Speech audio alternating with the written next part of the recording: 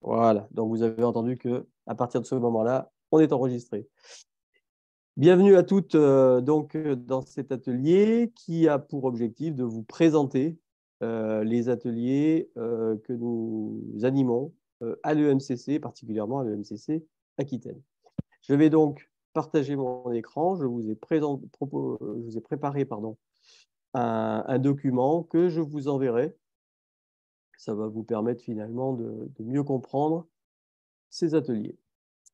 Voilà, donc présentation des ateliers de professionnalisation MCC qui seront animés en Aquitaine en 2023. Je vais déjà me présenter. Donc, je m'appelle Christian Sampérez. Je suis aujourd'hui le référent professionnalisation de l'EMCC Aquitaine. Ça va faire 4 ans au mois de janvier que j'anime des ateliers donc, à l'EMCC, donc je les ai tous animés. Et depuis 1 an, je suis donc le référent professionnalisation. Qu'est-ce que fait le référent? Tout simplement, il programme en fait les ateliers pour l'année à venir. Et puis, c'est celui qui, on va dire, anime. Eh bien, les deux animatrices aussi qui sont avec moi, qui sont Florence et puis Delphine, que vous connaissez peut-être en Aquitaine, qui animent avec moi donc, ces ateliers. Voilà, donc c'est une petite équipe. Et puis, à venir, il y a 2 futures animatrices qui sont en cours de professionnalisation, qui vont se professionnaliser à partir de janvier, qui vont venir au fur et à mesure remplacer Florence et Delphine, qui vont tout doucement laisser un petit peu la place. Voilà. Alors, ces ateliers, en fin de compte, ils servent à quoi? Ils servent, donc cet atelier aujourd'hui, sert à quoi? Eh bien, déjà, se poser la question, un atelier de professionnalisation de MCC, ça sert à quoi? Quels sont les 16 différents ateliers de professionnalisation qu'on anime à l'EMCC? Quels sont les objectifs et les contenus de chacun d'eux? Et puis aussi, vous présenter finalement l'agenda 2023 en Aquitaine. Voilà quels sont les objectifs que je vous propose. Je vous donne la parole. Est-ce que vous avez d'autres objectifs, vous, précisément, en plus peut-être de ceci? Je vous donne la parole. Pas spécialement pour moi. Juste, est-ce que tu nous l'enverras, cette Oui, présentation? oui, Ouais. comme je l'ai dit, oui, je vous l'enverrai. Oui. Il n'y a rien de confidentiel maintenant. D'autres remarques? D'autres objectifs particuliers? Non? OK. Si j'entends rien, c'est qu'il n'y a pas de souci. Alors, à quoi servent les ateliers de professionnalisation? Alors, la finalité, c'est quoi? C'est déjà de faciliter, comme je viens de vous le dire tout à l'heure, faciliter le passage d'un coach débutant à un coach professionnel, c'est-à-dire quelqu'un qui vient d'être certifié. Finalement, ce sont des ateliers, ce n'est pas de la formation, ce sont des ateliers pour vous faire passer finalement d'un coach débutant qui vient d'être certifié jusqu'à un coach professionnel. Mais c'est aussi pour conduire le coach qui souhaite être accrédité par l'EMCC. C'est une accréditation donc, spécifique à l'EMCC qui s'appelle EIA. C'est une accréditation individuelle européenne qui vous permet finalement d'avoir une reconnaissance de vos pairs pour être accrédité. Et c'est quand même un plus vis-à-vis de vos clients, aussi bien individuels qu'entreprises. Parce que quand vous finissez votre formation, c'est la formation qui est certifiée, ce n'est pas vous. Donc l'accréditation, en fin de compte, c'est une accréditation qui vous est personnelle. Ces ateliers contribuent justement à vous amener vers cette accréditation et je vais en parler tout à l'heure. Les buts, finalement, en interne, c'est que l'EMCC fasse grandir les coachs professionnels par un processus réflexif. Donc, comme je vous l'ai dit, ce n'est pas de la formation, c'est plutôt des ateliers réflexifs qui vous amènent en fin de compte à réfléchir sur votre pratique. Et puis, en externe, les buts, c'est de défendre et de promouvoir le métier de coach professionnel. C'est pour aussi montrer que, on s'occupe de nos coachs dans cette association pour promouvoir aussi le métier de coach. Voilà à quoi ça sert.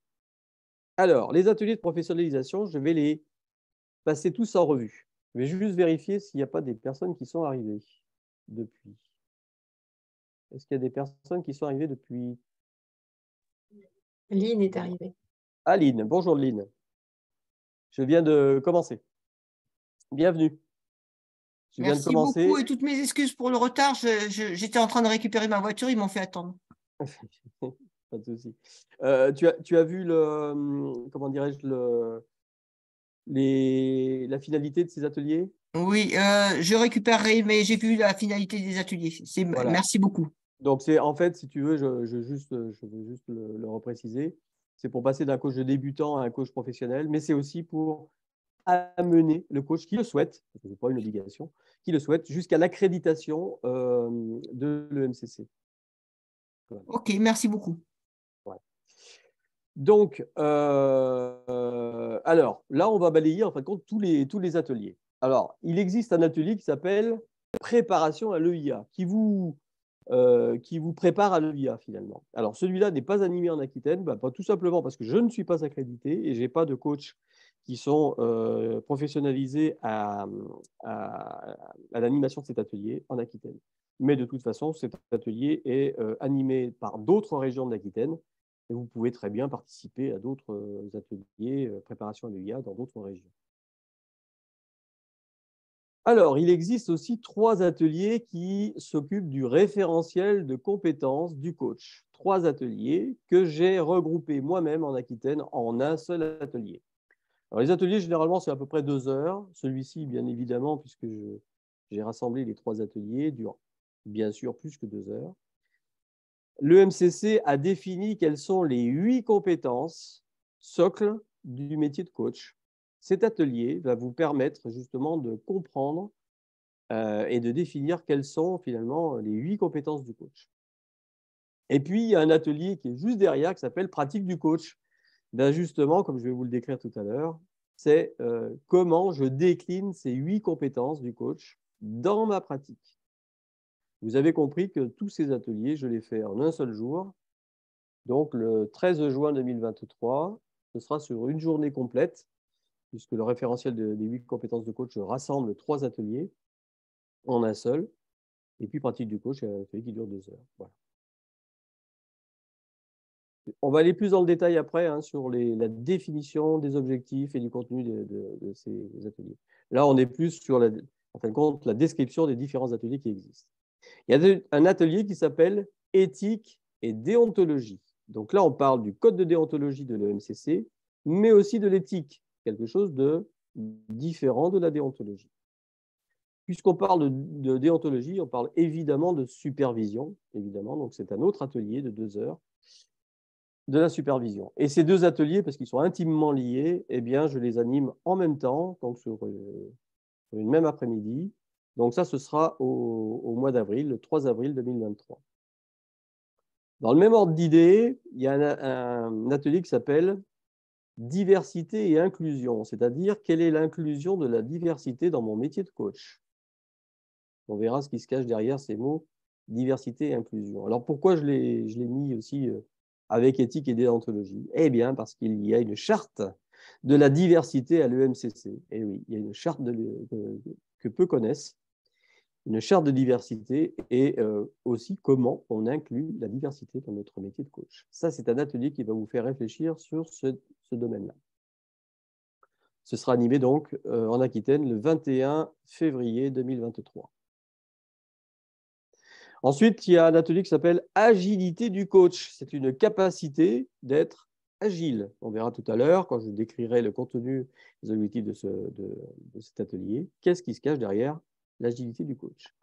Je l'animerai, donc c'est le premier atelier que je ferai en début d'année, le 17 janvier 2023. 2 ateliers également qui s'appellent coacher à distance. Donc, je vous les décrirai, ces 2 ateliers. Donc, ça, je vais les animer plutôt au second semestre 2023, parce que je viens de l'animer très récemment, au mois de novembre. Ces 2 ateliers, donc je vous décrirai ce qu'il y a dedans, tout de suite après. Coacher à distance, parce que c'est quand même une pratique un petit peu différente du coaching en face à face. Ensuite, après, il y a toute une famille d'ateliers qui sont plutôt centrés sur l'entrepreneur, c'est-à-dire le coach entrepreneur. Un atelier qui s'appelle les 9 chapeaux du coach entrepreneur. Et comme je le disais à Odile tout à l'heure, en aparté, quand on est coach, on est seul. Il y a des coachs qui sont en cabinet, qui sont regroupés, mais Il y a plus souvent des coachs seuls. Et le coach entrepreneur, eh bien, toute la journée, il change de chapeau. Un coup, il est chef d'entreprise. Un coup, il fait de la production, c'est-à-dire qu'il fait du coaching. Un coup, il fait de la recherche et développement. Un coup, il fait de la comptabilité. Un coup, il fait de… etc., etc. Donc, c'est un atelier, en fin de compte, où on ne parle absolument pas de coaching, mais on parle vraiment d'entrepreneur. Et qu'est-ce que doit faire un entrepreneur pour que son business fonctionne? Et notamment, il y a un autre atelier qui s'appelle l'organisation de l'activité. Comment j'organise mon activité en tant que coach? Et aussi, quelle est ma contribution, moi, en tant que coach, à la profession de coaching?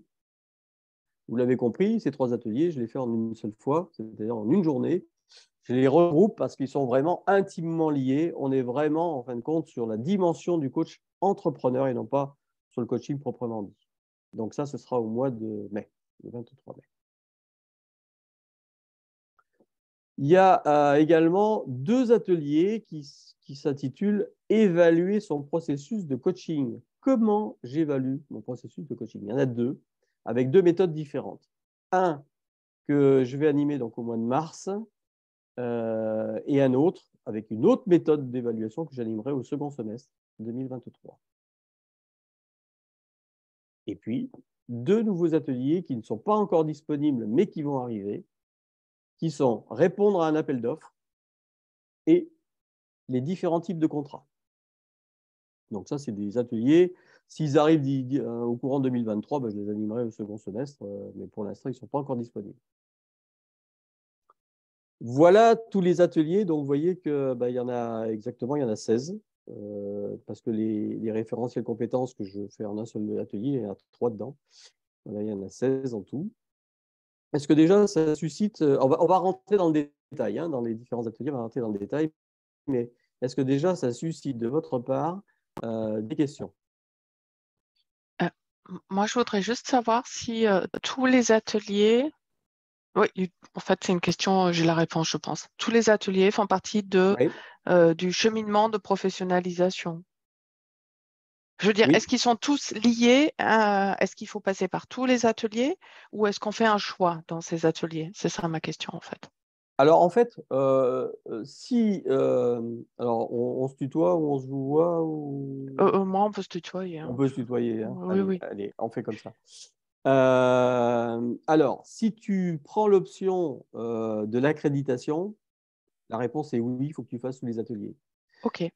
Pour une raison simple, par exemple, déjà, évaluer ici, celui-ci, évaluer son processus de coaching, tu vas en avoir besoin. C'est Oui. obligatoire parce que justement, on va te demander d'avoir une analyse de 5 processus de coaching que tu as fait depuis les quelques derniers mois. Donc là, si tu n'as pas fait cet atelier-là, déjà, tu n'auras pas les 7 clés en fin de compte, pour évaluer ton processus de coaching.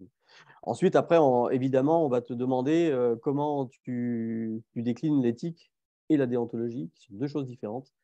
L'éthique et la déontologie dans tes processus de coaching pour ton accréditation. Donc, comment tu fais l'agilité voilà. Et donc, finalement, oui, la réponse est oui. Si tu veux être accrédité, oui. Ensuite, après, eh bien, tu peux très bien ne pas en faire du tout parce que tu considères que ça ne va rien t'apporter. Ou alors, tu te dis, finalement, je vais le faire à la carte. Parce que, tiens, agilité du coach, ça ne me parle pas. Je ne sais pas de quoi ça parle. Ça suscite un intérêt. Voilà, tu peux prendre celui-là et pas un autre, par exemple. Coacher à distance, par exemple, c'était un atelier qui a été très demandé. J'ai eu 15 participants et même j'ai refusé du monde parce que coacher à distance, on en fait de plus en plus depuis à peu près 2 ans et demi avec le Covid particulièrement. Et donc, il y avait beaucoup de demandes là-dessus. Suivant ta demande, en fait. Est-ce que ça répond à ta question? Oui, oui. Merci. Alors, en fait, il y a aussi… on peut les faire dans n'importe quel ordre, sauf les 2 ateliers qui sont en bas, référentiel des 8 compétences et pratique du coach. Parce que pratique du coach, si on ne connaît pas le référentiel de compétences, on ne peut pas le faire. C'est la raison pour laquelle je fais ces ateliers, en fin de compte, en une seule journée. Ensuite, après, comme les 3 autres ateliers, les 9 chapeaux du coach, la contribution à la profession et l'organisation de l'activité, je les ai regroupés parce qu'ils sont vraiment intimement liés. On fait appel à des notions vraiment très, très proches. Et autant les faire tous ensemble. Mais autrement, les autres, on peut les faire n'importe quand. On peut les faire en n'importe quel ordre. D'autres questions? Oui, Christian, Oui. sur répondre à appel d'offres et type de contrat, c'est nouveau parce que ça a été instauré par le national ou ça a été des Oui. demandes particulières, c'est ça? Voilà.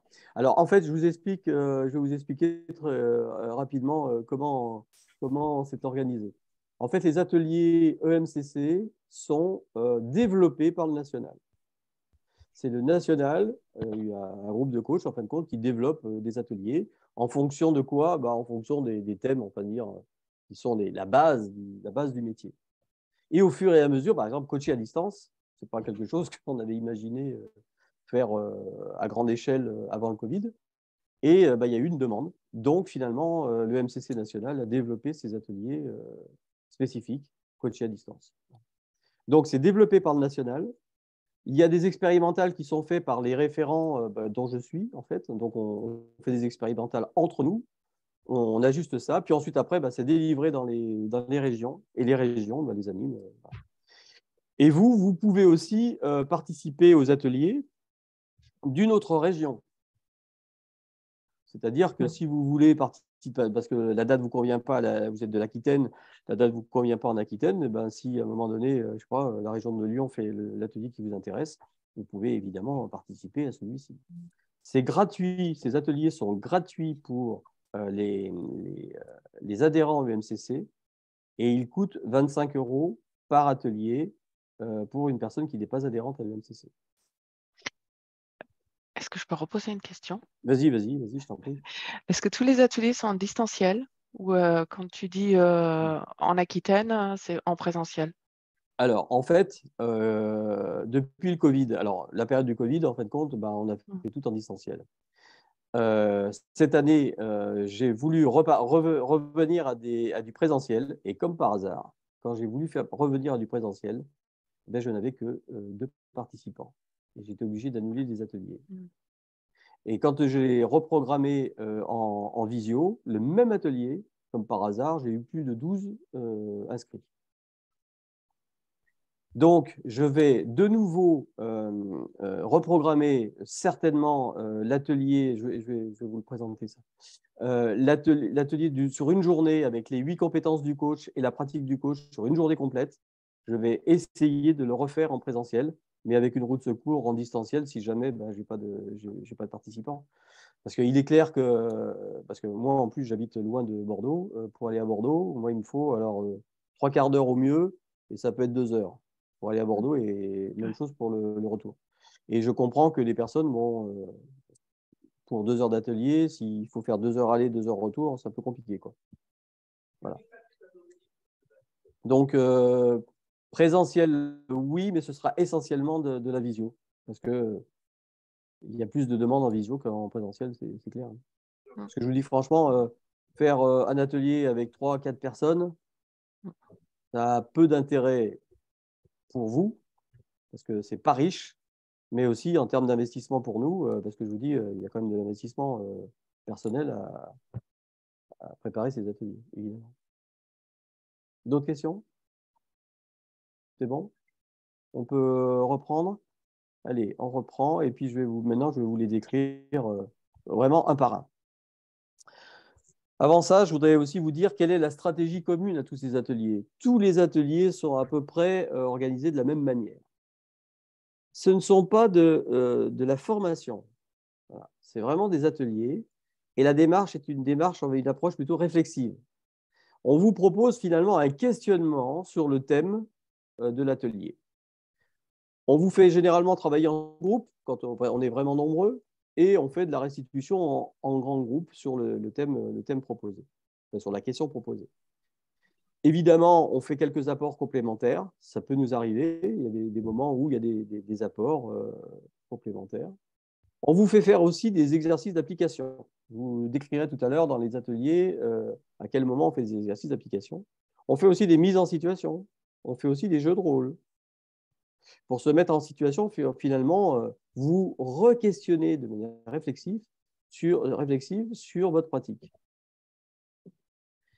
Et systématiquement, puisque ce sont des ateliers de professionnalisation, les participants sont invités à s'exprimer sur 2 choses.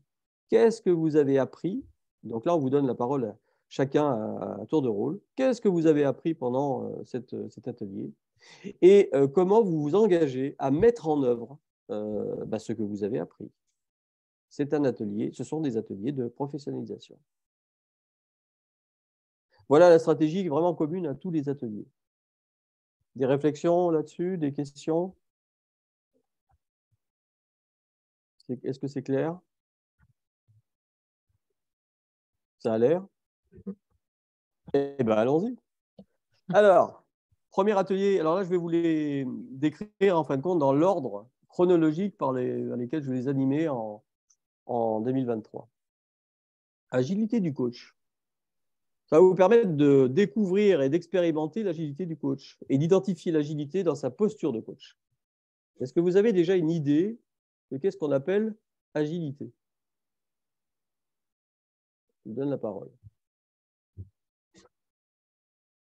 Pour vous, c'est quoi l'agilité? D'abord, s'adapter à l'ici et maintenant et savoir aller puiser dans ses ressources, quitte à refaire des recettes, en fait, à créer ses propres ressources aussi en s'inspirant de ressources existantes. Voilà. En quelques mots, c'est ça. Particulièrement l'adaptabilité, mais aussi en souplesse. L'agilité, c'est un petit peu comme l'antilope qui saute comme ça.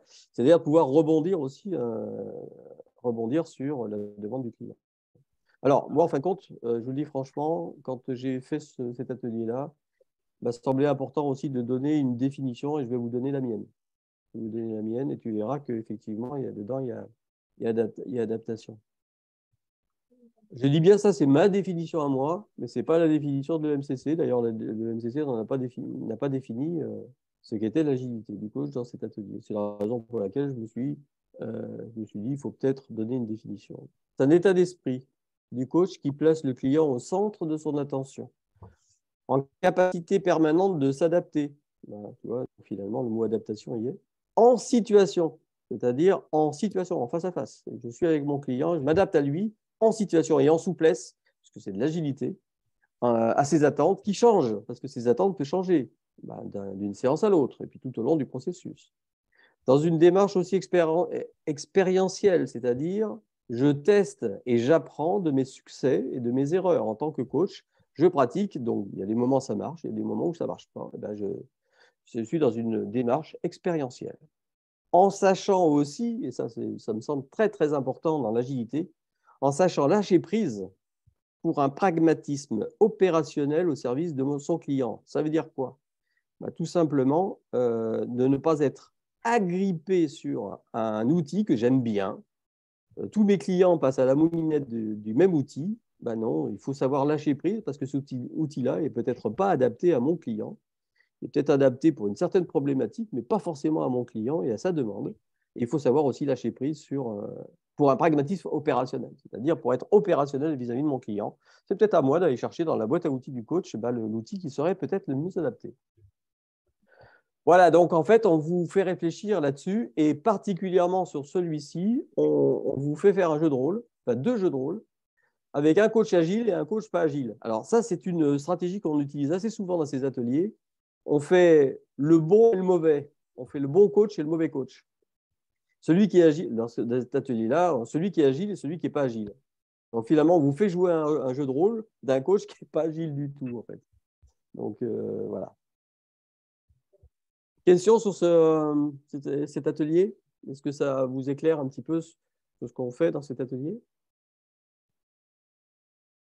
Juste une question très pratico-pratique, Christian, parce que Oui. je regarde mon agenda. Les horaires, tu les as ou pas de cet atelier? Oui, je les ai. Comme c'est assez proche. Je les ai. Alors, je les ai, mais je ne les ai pas en tête. Je peux les retrouver facilement. Mais de toute façon, comme Pascal est là, est en visio, donc les horaires vont être communiqués très prochainement. Donc, de toute façon, à vous, alors vous êtes 3 x 3, 9, 8. Vous êtes 8. Les 8 présentes là aujourd'hui, je vous enverrai les dates et les créneaux horaires précisément. Super, puisque vous n'êtes pas toutes de l'EMCC, je vous les enverrai à vous, particulièrement. Ok, merci. Sur cet atelier, donc, sur le… C'est 17h30, 19h30, celui-là, D'accord, ok, le merci. 17 janvier. D'accord, merci Pascal. Merci. Voilà. Donc voilà. Alors, au mois de février, donc généralement, c'est un par mois. Hein, je fais ça un par mois. Diversité et inclusion, ben, c'est d'encourager le coach déjà à se remettre en question. Se remettre en question sur quoi? C'est comment, en fin de compte, j'inclus la diversité. Alors déjà, on commence dans cet atelier à développer la conscience de la diversité en tant que coach. Diversité, ça vous fait penser à quoi?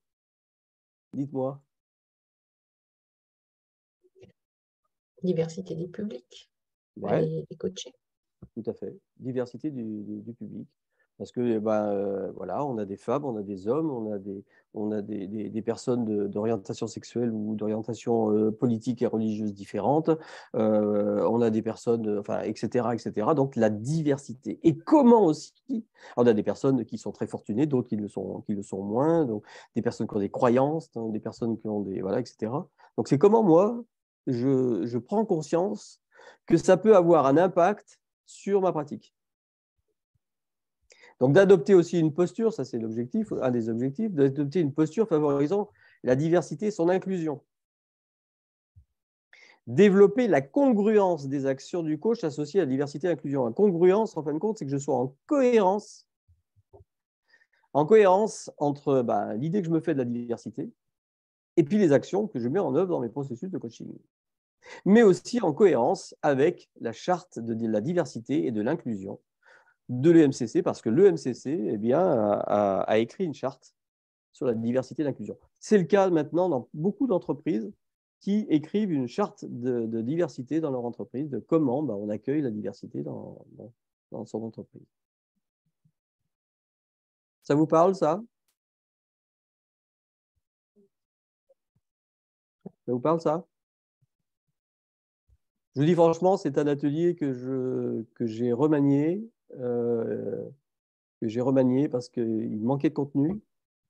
Et sincèrement, il a bien pris l'année dernière. C'était la première fois que je l'animais. Il a été très, très, très apprécié, celui-ci. Parce que vraiment, on ne pense pas tout ce qu'il y a derrière cette diversité et l'accueil de la diversité et surtout, l'inclusion. Et comment, puisque imaginons que je suis adhérent de l'EMCC, il y a une charte de l'EMCC. Et donc, comment j'y adhère à cette charte et comment je l'applique? Et oui. Voilà pour cet atelier qui est vraiment très, très intéressant. Donc ça, c'est le logo de la charte de l'EMCC. Alors, au mois de mars, le 14 mars, évaluer son processus de coaching. Alors là, vous savez, je vous ai dit tout à l'heure, il y a 2 ateliers sur évaluer son processus de coaching. Donc ça, c'est le premier atelier avec les 7 clés. C'est-à-dire que là, c'est peut-être un atelier qui est un peu différent des autres. Plutôt que de vous faire réfléchir sur comment on évalue un processus de coaching, là, dans cet atelier spécifique, en fait, on vous donne les 7 clés par lesquelles vous allez pouvoir évaluer votre processus de coaching. Là, le MCC, en fin de compte, a dit, voilà, il y a une méthode et je vous propose une méthode pour évaluer votre processus de coaching au travers de cette clé.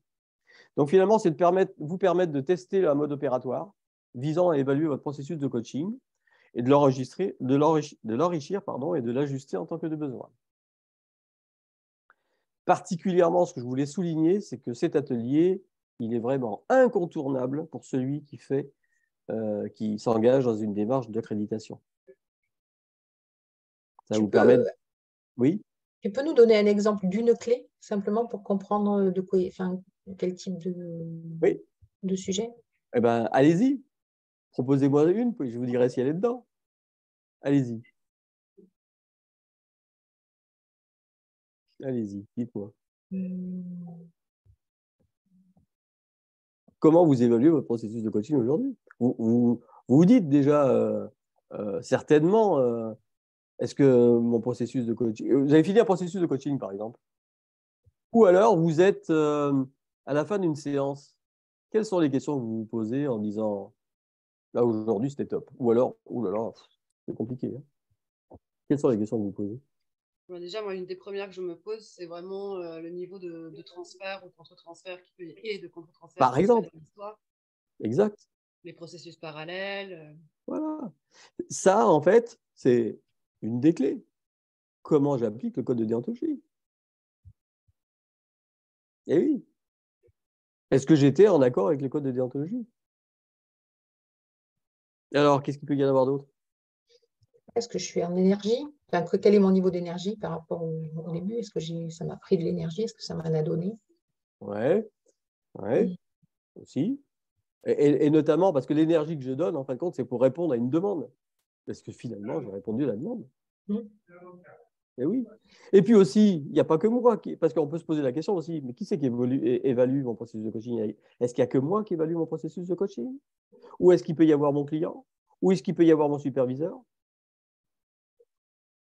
Eh oui, eh oui. Donc, vous voyez, on vous fait réfléchir à tout ça. Est-ce que les outils, notamment, est-ce que les outils que j'ai utilisés sont efficaces et efficients? Parce qu'il y a une différence entre efficace et efficient. Efficace, c'est que je suis arrivé à l'objectif, mais alors, j'ai galéré un maximum. Efficient, c'est j'ai été efficace, mais au moindre coût. Ça m'a demandé pas d'effort. La différence entre efficace et efficient. Donc, l'outil aussi, évaluer les outils que je mets en œuvre. Alors, ce n'est pas forcément que, par exemple, l'analyse transactionnelle ou la PNL, etc. C'est est-ce que la question que j'ai posée à mon coach, ou à mon client, pardon, ou alors le silence que j'ai observé à mon client, est-ce qu'il a servi mon attention? Ah, ça c'est une clé aussi. Les outils que j'utilise sont-ils efficaces ou efficients? S'ils sont efficaces, tant mieux, mais est-ce que je ne peux pas être plus efficient avec un autre outil? Est-ce que ça répond à la question? Alors là, en fin de compte, je n'ai pas entendu la réponse. Est-ce que ça répond à la question? Je ne sais plus qui c'est qui avait posé déjà. Oui, j'avais posé la question. C'est toi, Pascal? Oui. Ça répond? Oui, tout à fait. Voilà. Donc là, en fin de compte, on fait passer votre processus en fin de compte au tamis, en fin de compte, avec cette clé, en fait. Donc dedans, il y a les outils, il y a le client, il y a tout ça.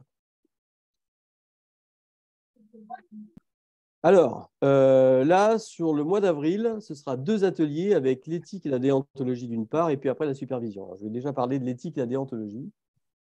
Vous faites une différence entre éthique et déontologie? Qu'est-ce que la différence qu'il y a entre déontologie et éthique? Parce que tout tourne autour de ça dans cet atelier, en fait. Alors, Déontologie, c'est plus par rapport à des règles. oui, absolument. Et l'éthique par rapport à nos valeurs. Oui. En fait, très rapidement, la déontologie, c'est ce qui est écrit. Généralement, il n'y a que des interdits. Hein.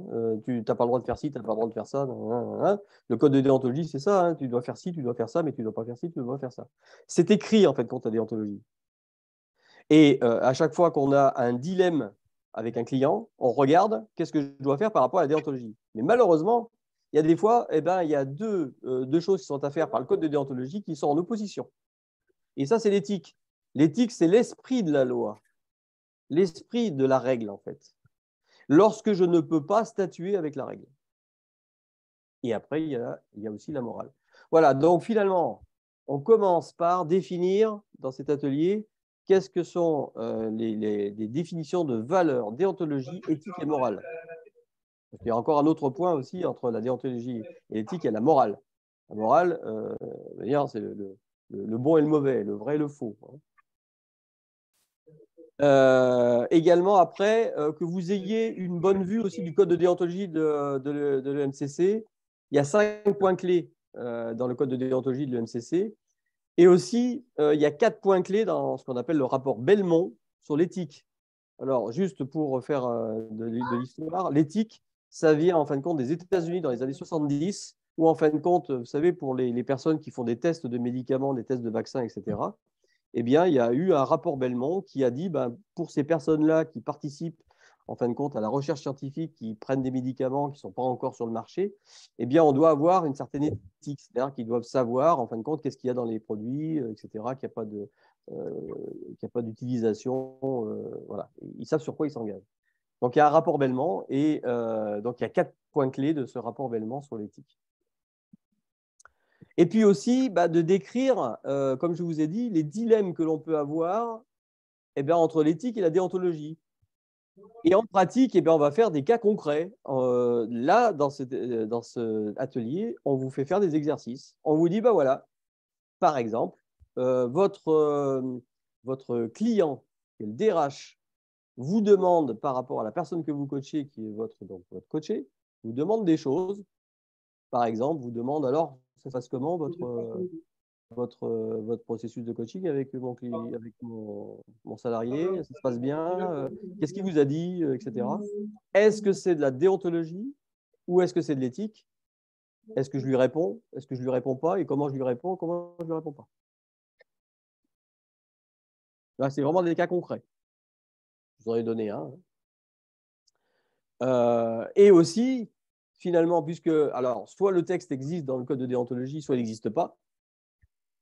Comment je lève finalement le dilemme et avec qui, c'est-à-dire est-ce que ça se fait uniquement entre mes neurones de cerveau ou est-ce que je vais solliciter quelqu'un d'autre, entre guillemets le superviseur, ou des pairs en supervision collective par exemple, et aussi de déterminer les exercices, on va jusque-là, on va déterminer quelle est la conduite professionnelle et responsable à tenir pour être en conformité avec les textes ou en conformité avec la posture attendue de l'EMCC en termes d'éthique. Donc là, on fait une dizaine de mises en situation, de cas concrets. Alors là, vous prenez le code de déontologie, puis il faut me trouver la phrase qui va bien. Hein. Et si vous ne la trouvez pas, là, c'est un cas d'éthique. Et là, on vous demande de réfléchir en disant, voilà, maintenant, vous faites comment? Question vis-à-vis de cet atelier?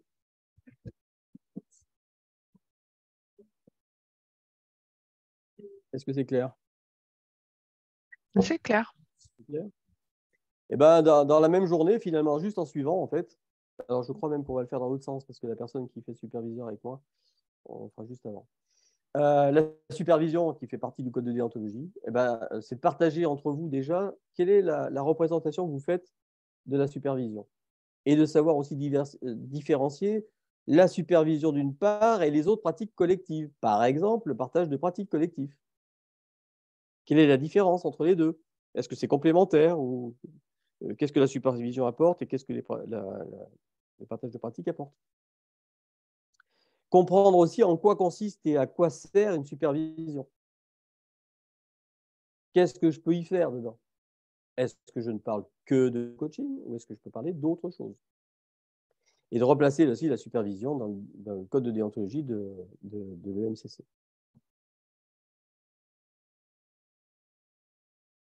Alors là, en fait, on vous fait réfléchir d'abord sur votre représentation, puis ensuite, après, on vous dit ce que doit être la supervision et ce que peut être la supervision. Question là-dessus? Donc là-dessus, je animerai avec une superviseur, avec un E, de métier.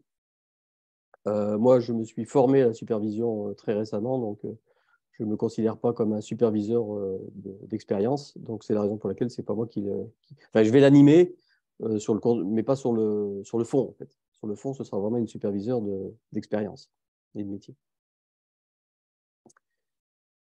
Le mois de mai, le 23 mai, donc là, 3 ateliers. Alors là, vraiment, on n'est plus du tout sur le coaching, on est vraiment sur le coach entrepreneur. Finalement, on va vous faire réfléchir, on va vous faire découvrir quels sont les 9 chapeaux du coach, qui sont en fait les 9 processus de pilotage d'une entreprise.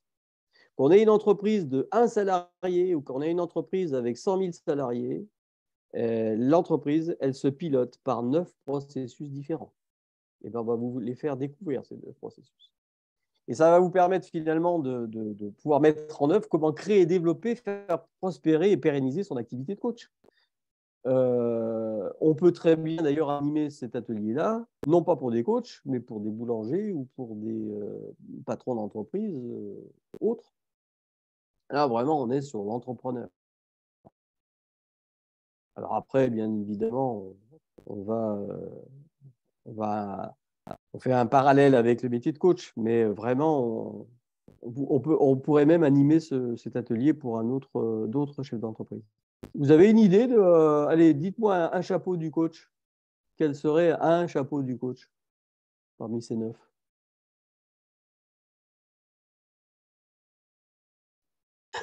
Comptable, Comptable, et oui, le chef comptable de tout ce que l'entreprise. j'aime pas. Pardon? Mais tout ce que j'aime pas faire. Ah oui, tout ce que… oui. Eh bien oui, mais il faut bien le C'est pour faire. ça que Parce j'y qu'il faut bien… pense. Eh ouais, mais il faut bien manger quand même. Donc, à un moment donné, il faut que les clients y payent. Et puis, s'ils n'ont pas payé, il faut les relancer. Eh oui. Et puis, qu'est-ce qu'il peut y avoir d'autre? Le commercial? Oui, tout à fait. Et puis, La com, le marketing. voilà, c'est ça. Et puis, la recherche et développement. Parce que c'est bien beau, avec mon client, là, bah, je suis embêté, hein. Il n'y a rien qui marche, quoi. Donc, il faut peut-être que j'aille faire de la recherche et développement, peut-être pour aller chercher un outil qui est peut-être adapté à mon client. Donc, il y a de la recherche et développement, il faut développer un certain nombre de choses. Il faut peut-être aussi, parce que j'ai une autre cible, quand j'ai le chapeau du coach qui est justement sur la prospection de nouveaux clients, bah, pour ces clients-là, il faut que je développe quelque chose. Et hop, je change de chapeau et je mets le chapeau recherche et développement. On vous fait réfléchir à tout ça. Autre atelier qu'on fait dans la même journée, c'est faire prendre conscience aux participants du rôle du coach comme acteur de la profession. Alors là, en fait, on vous fait réfléchir sur notamment votre posture de coach, parce que bah, quand vous êtes coach, vous représentez la profession. Là, c'est aussi ce qu'attend le MCC de ses coachs. Parce que vous avez un code de déontologie, on en a parlé tout à l'heure, mais comment, en fin de compte, je représente la profession au travers de ma posture et de ce que je fais. Et puis, autre chose aussi, l'organisation d'activités. Notamment, on vous fait réfléchir sur la structure juridique, la comptabilité, tout ce qui est assurance RC Pro, développement commercial, etc., etc. Christian, moi je pensais que Oui. la contribution à la profession, c'était, quand j'ai vu le titre, je pensais que c'était ce que tu fais. C'est-à-dire, toi, tu animes des ateliers, il y en a qui Alors, font toi, de professionnalisation, il y en a qui vont animer des ateliers oui, thématiques ou des trucs comme ça. mais justement, il y a une question de mémoire, il y a une question qui est, il faut que je me souvienne, comment représentez-vous la profession? Alors, il y en a qui disent, ah bah, oui, bah, dans ma posture, vis-à-vis de mes clients, quand je fais de la prospection, etc. Puis il y en a qui disent, bah oui, mais moi, je m'engage justement dans la profession pour la professionnalisation des coachs. C'est ce que je fais, en fait. Donc, Oui, finalement ou des aussi, ateliers thématiques ou des trucs comme les ça. ateliers thématiques, le partage de pratiques, voilà, toutes les commissions dans lesquelles je m'implique dans le MCC pour faire la promotion du métier de coach, bien évidemment. Oui, on vous fait réfléchir à tout ça. Voilà, donc tous ces ateliers-là, alors vous voyez qu'on parle assez peu de coaching, mais en fait, on parle plutôt du coach entrepreneur. Ensuite, après, au mois de juin, donc une journée complète, j'espère qu'il sera en présentiel. Alors là, cet atelier-là, c'est le regroupement de 3 ateliers sur les 8 compétences du coach. Donc là, en fin de compte, l'objectif, il est que vous puissiez avoir en tête les 8 compétences du coach et on va vous les faire découvrir, ces 8 compétences du coach. C'est-à-dire qu'on ne va pas vous les donner comme ça de but en blanc, on ne va pas vous dire, bah voilà, le MCC a défini les 8 compétences du coach. C'est vous qui allez les trouver en fait. Et ensuite, après, bah, évidemment, on complétera. On vous amène aussi, une fois qu'on a bien ces 8 compétences en tête, se dire, mais comment finalement je suis sûr que je suis au standard de la compétence du coach? C'est-à-dire, finalement, on va vous demander d'identifier et d'écrire les indicateurs objectifs de capacité. Les indicateurs objectifs de capacité, c'est ce qui me permet de dire je suis au standard de la compétence ou alors eh ben, j'ai encore des problèmes à faire. Ça, ces indicateurs objectifs de capacité, c'est ce qui me permet de garantir la mise en œuvre de chacune des 8 compétences en situation de coaching. Et ensuite, après, il y a une deuxième partie dans cet atelier. En fin de compte, on vous fait identifier les écarts entre le référentiel de compétences et votre propre pratique. Là, c'est à vous à déterminer finalement, de dire Sur cette compétence-là, il n'y a pas de souci. Je pense que je suis au standard parce que j'ai de bonnes raisons de penser avec les indicateurs objectifs de capacité. Donc, je suis au standard. Puis il y en a d'autres. J'ai des progrès à faire parce qu'effectivement, je mets par rapport à la définition qu'on vous donne justement de la compétence, tout ce qui est à faire dedans, il y a peut-être des choses à travailler. Ça vous permet d'identifier finalement vos points forts et finalement les axes de progrès qui sont à travailler. Et là, on bascule en fin de compte dans le deuxième atelier, justement, qui est l'évaluation de l'écart entre le référentiel des 8 compétences et la pratique, et votre pratique.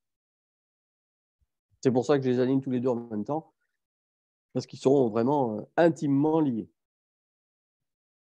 Voilà, donc 8 compétences du coach, et comment je décline ces 8 compétences dans ma pratique. Ça va vous permettre d'évaluer finalement votre... Et ça, vous voyez, il y a un lien avec l'atelier, évaluer son processus de coaching. Parce que les compétences que je mets en œuvre, c'est une des clés. C'est une des clés. Est-ce que je suis au standard des références du référentiel des compétences? C'est pour ça que je ne l'ai pas dit tout à l'heure, parce que je savais que j'allais le dire maintenant. C'est bon pour ça?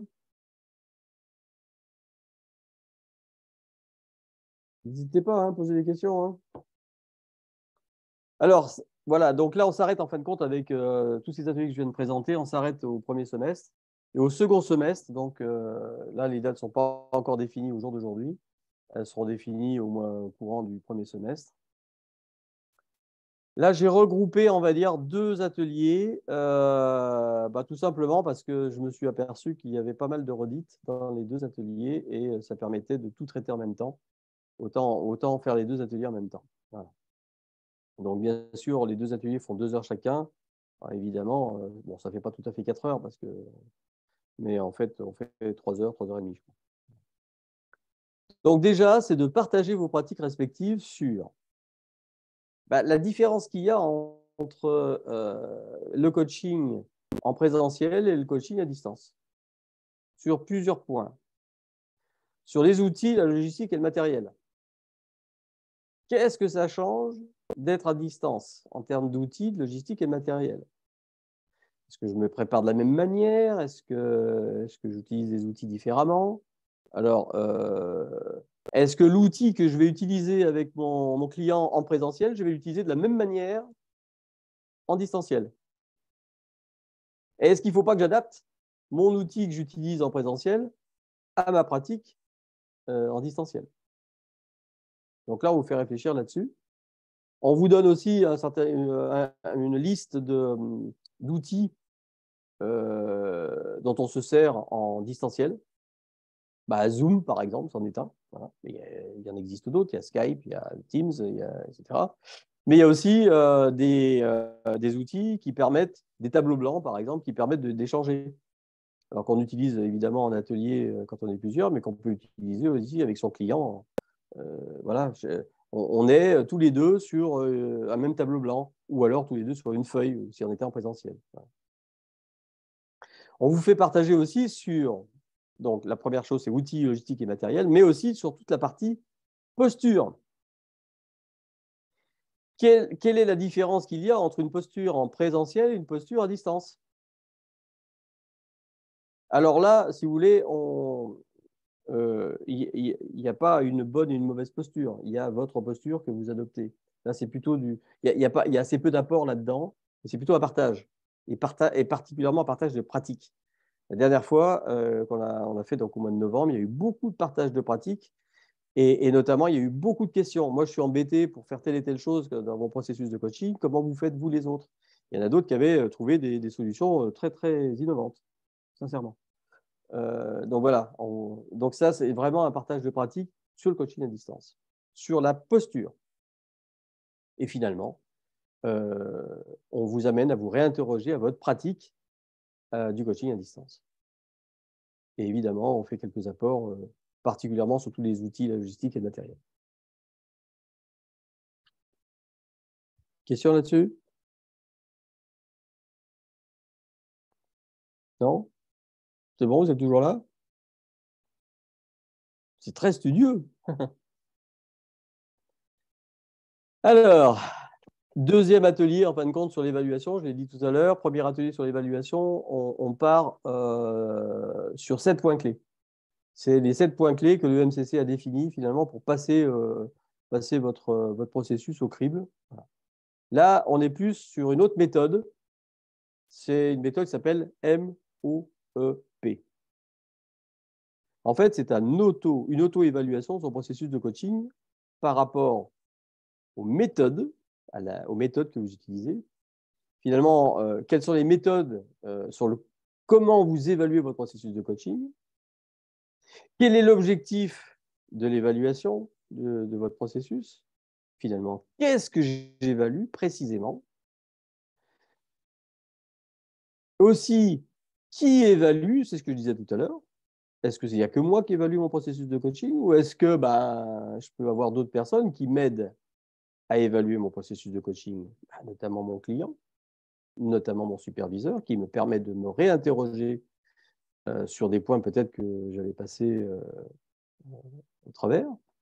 Puis dernière chose, finalement, que dire des étapes et de l'enchaînement du processus? Quand je suis à la fin de mon processus, quel est le bilan que je fais finalement de mon client qui est passé d'une demande à un objectif jusqu'à l'atteinte de son objectif?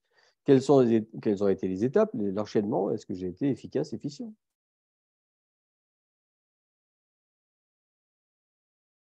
Voilà. Alors celui-ci, je ne l'ai pas encore animé, je l'animerai dans le second semestre, parce que c'est un nouvel atelier avec une autre méthode d'évaluation. Donc là, vous voyez, on n'est plus du tout sur le premier atelier où là, c'est le MCC qui donne en fin de compte le tamis avec les 7 clés. Là, on est plutôt sur comment vous faites. C'est plutôt réflexif. Et puis, dernier atelier, finalement, que je n'anime pas en Aquitaine, c'est la préparation de l'EIA, mais je voulais quand même vous en parler. Alors, l'EIA, comme je vous l'ai dit, l'accréditation EIA, c'est une demande spécifique que vous pouvez faire à l'EMCC pour être accrédité. Donc, c'est une accréditation personnelle, contrairement à la certification, qui est une certification de votre processus de formation. Là, c'est une accréditation personnelle qui est internationale et qui valide finalement votre expérience en tant que coach ou mentor, puisque le MCC, le M de MCC, c'est mentor. Voilà, il y a 4 niveaux donc, pour être accrédité. Pardon, excusez-moi. Hop, pardon. Je ne vais pas y arriver. Vous avez 4 niveaux d'accréditation.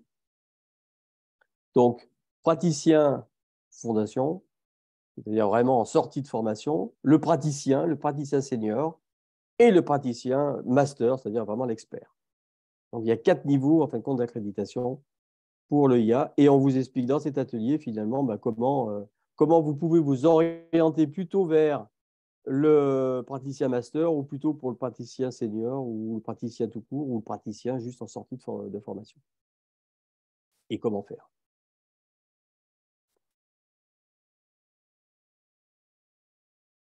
Il est 19h pile. J'ai dû être formateur dans mon métier, dans ma carrière. Il est 19h pile. Je suis prêt à... Voilà, j'ai atteint finalement ce que je voulais vous dire et pour justement atteindre les objectifs que je vous avais proposés. Est-ce que vous avez des questions particulières? J'ai une question. Tu dis que ce sont des ateliers qui qui contribuent à l'accréditation, qui sont nécessaires pour l'accréditation et certains plus que d'autres. Ça veut dire qu'après, il y a quoi? Il y a une attestation de participation ou il y a quelque chose comme ça? Absolument. Alors en fait, l'EMCC souhaite ne pas délivrer d'attestation de participation à chaque atelier, sauf pour ceux ou celles qui sont dans un processus d'accréditation. Moi, systématiquement, j'envoie une attestation de participation à toutes les personnes qui ont assisté. Parce qu'en fait, le problème est le suivant, c'est que finalement, je veux faire des ateliers juste pour me professionnaliser, et puis mon processus d'accréditation, c'est pas pour tout de suite. Et puis peut-être que dans quelques mois, quelques années, finalement, vous vous dites « Ah tiens, je vais me faire accréditer. » Eh oui, mais je n'ai pas les attestations de participation. Eh oui. Donc moi, finalement, systématiquement, j'envoie les attestations de participation, que vous êtes dans un processus d'accréditation ou pas. Et si on a fait des ateliers il y a quelques années, Oui. Par exemple, je pense aux 9 chapeaux du coach, c'est un truc que j'ai fait. Je devais y en avoir 9 déjà. Mais Alors moi, j'ai quelques archives.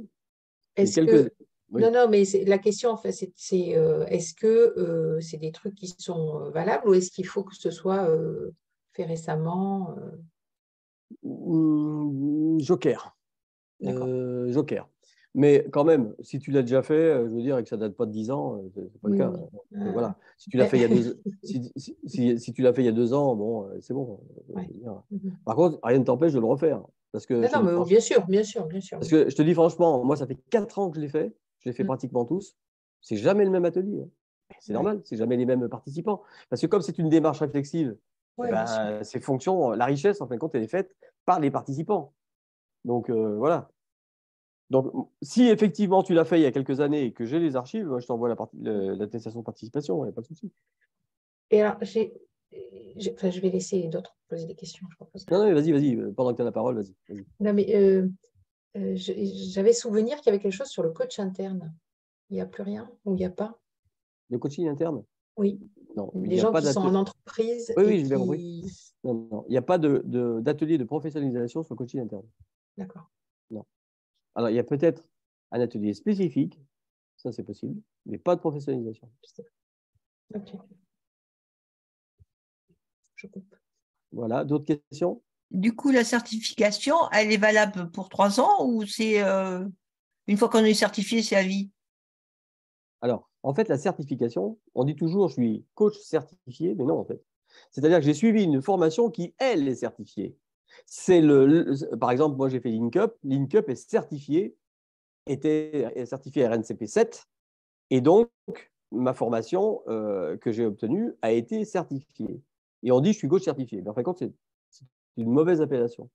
En fait, l'accréditation, elle… Oui, excuse-moi, j'ai mal. Effectivement, je parlais, c'était de l'accréditation.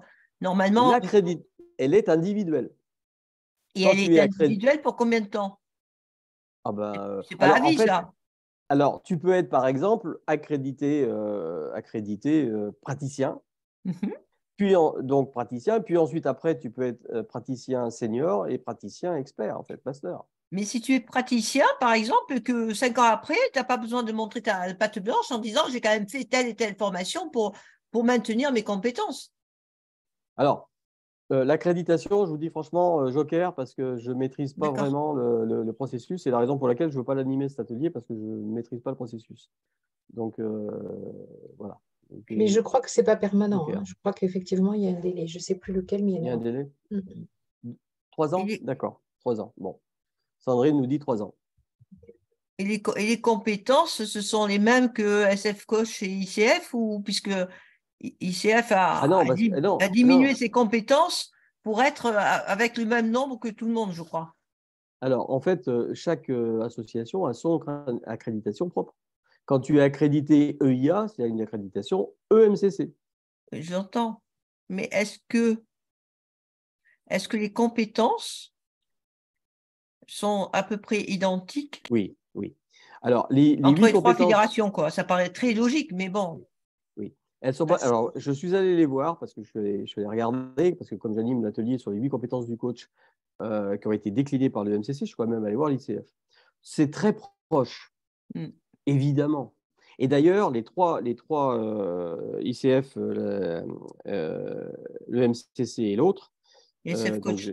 SF Coach, voilà, c'est ça. Je vais chercher le mot. Se sont regroupés, si tu veux, pour évidemment homogénéiser le référentiel de compétences. Par contre, c'est décliné de manière différente, mais le contenu est le même.